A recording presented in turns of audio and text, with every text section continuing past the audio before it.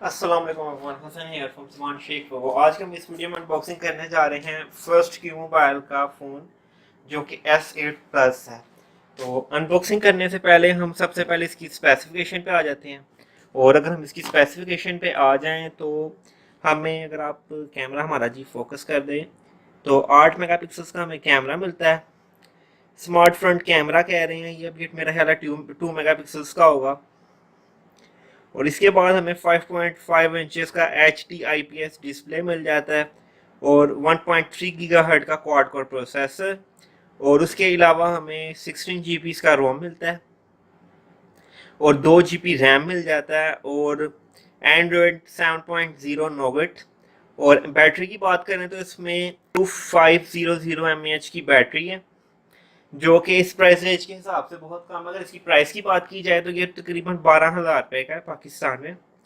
तो ये है अभी पाकिस्तानी वेरिएंट, अगर आप देख सकें तो। उसके अलावा इन्फिनिटी भी इसमें मॉडल्स हैं, लेकिन वो हमें बेहतर नहीं थे लगे कि आपको अनबॉक्सिंग इसकी दिखाई जाए।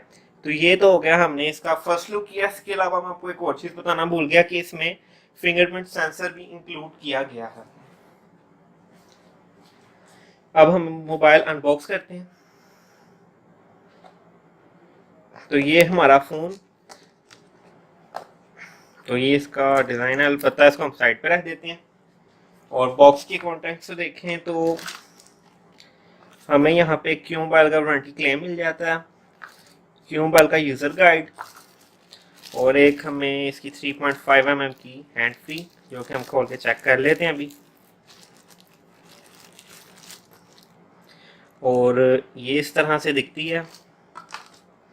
इसके बाद यहाँ पे हमारे पास एक अडॉप्टर है। मेरा नहीं ख्याल कि ये फास्ट चार्जिंग पोर्टेबल होगा इसमें। तो ये इसका चार्जर, और अगर हम क्लोज करके देख सकें तो कैमरा फोकस नहीं कर रहा, लेकिन इस सूरत में मुझे खुद ही पढ़ना पड़ेगा। तो ये फास्ट चार्जर बिल्कुल नहीं है। और इधर हमारे पास इसकी आ जाती है केबल। हम इसको कर लेते हैं अनसील और देखते हैं। ये माइक्रो USB केबल है, टाइप C नहीं है। और क्यों मोबाइल से मैं कोई और भी तो नहीं कर रहा था।